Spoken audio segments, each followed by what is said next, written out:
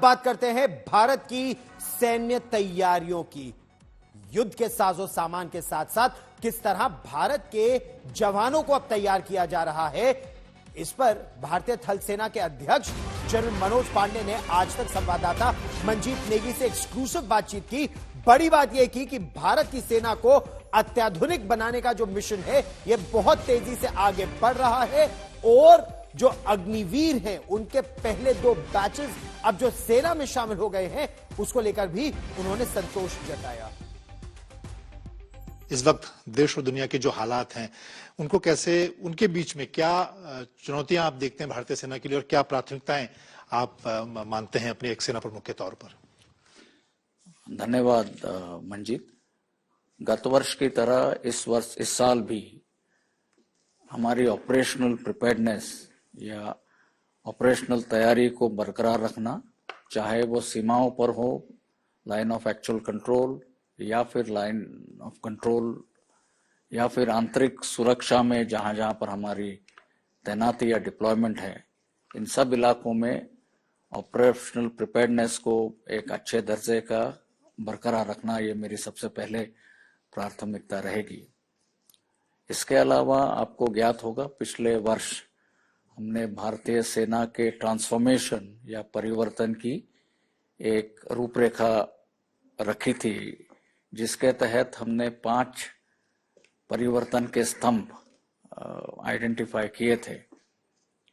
मुझे इस बात की खुशी है कि हमने इन 5 एरियाज में या 5 डोमेन्स में अच्छे तरह से सकारात्मक प्रगति की है और कोशिश यही रहेगी कि इस साल भी इन्हीं 5 फील्ड्स में हम उसी तरह से मोमेंटम को मेंटेन रहे और इस परिवर्तन की प्रक्रिया को आगे बढ़ाए।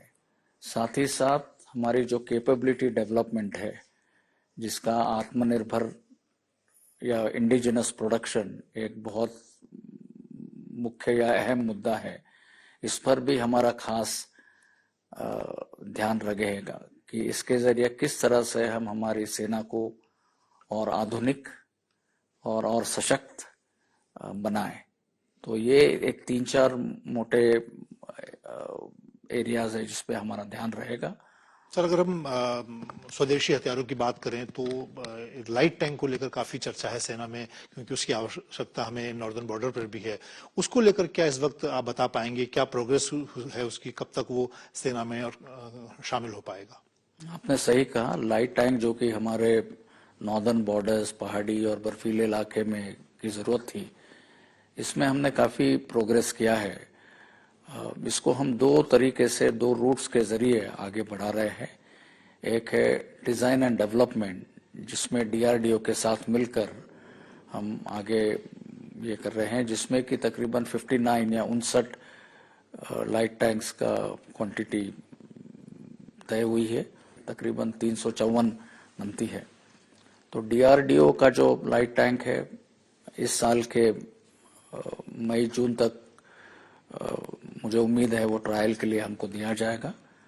और जो मेक 1 रूट के जरिए तकरीबन 6 या 7 इंडस्ट्रीज ने उस पर अपनी दिलचस्पी दिखाई है और वो अभी प्रक्रिया फिलहाल शुरू है। और जब हम उसके 2 डेवलपमेंट पार्टनर्स आइडेंटिफाई करेंगे, उनको फिर प्रोविजनल सैंक्शन ऑर्डर देकर तकरीबन मुझे लगता है और 2 से 3 साल के बीच में लाइट टैंक्स का ट्रायल्स खत्म होने के बाद हम इसको और आगे ले पाएंगे।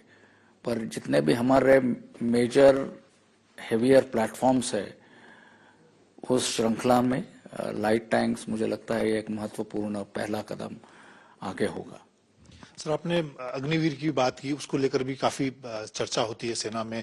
क्या आपका आकलन क्या है कि जैसे आपने कहा कि एक तरह से तैनाती हो गई है अग्निवीरों की सेना में, उसको लेकर क्या और आप बताना चाहेंगे, किस तरह से सेना इसको लेकर आगे बढ़ेगी?